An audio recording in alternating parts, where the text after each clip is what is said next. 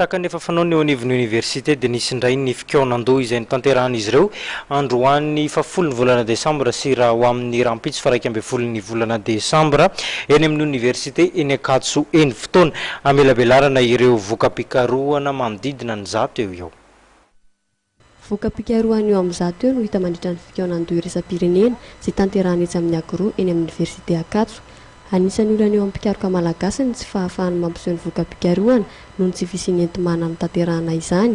Ka ny fisian'ny fikaonandoha tahaka izao no ahafahan'izy ireo mampahafantatra ny voka-pikarohana. Anisan'ny mahazo tombony amin'izany ihany koa ny université izay mampiatra ny fikaonandoha iraisam-pirenena. Ny fikarohana dia miompana amin'ny zava-maniry sy ny mananaina. Ny colloque international dia fomba anankiray zany ho an'ny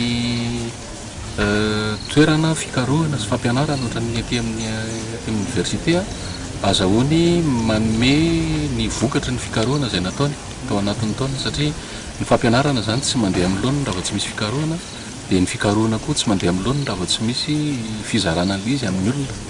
Ny io zany dia fomba efa maneran-tany izy io zany hoe mamolavola sy mikarakara colloque international ny université anankiray satria rehefa mahavita an'izay izy dia mitombo zany ny point satria misy point izy ireny jerevana hoe misy classement international zany université en général dia raha ohatra ianao afaka mahavita manao colloque dia anisany mampitombo zany ny lazan'le université zay. Dia io colloque io koa nefany tsy hoe ho an'ny université fotsiny fa tena fizarana mihitsy zany ny voka-pikarohana ho an'ny olona mampiasa ny fikarohana momba ny biodiversité sy ny population amin'ny ankapobeny. Misy 5 ireo solon-tena avy amin'ny firenena hafa manatrika ity fikaonandoha iraisam-pirenena ity. Anisan'ny olona sedrainy eo amin'ny resaka tontolon'ny zava-maniry sy ny mananaina amin'izao fotoana izao ny fikorotanana ny toetr'andro. Ka ao anatin'ny fikarohana izay tanterahan'ireo mpikaroka no ahafahana mijery izany sy ampifanaraka amin'ny fikarohana.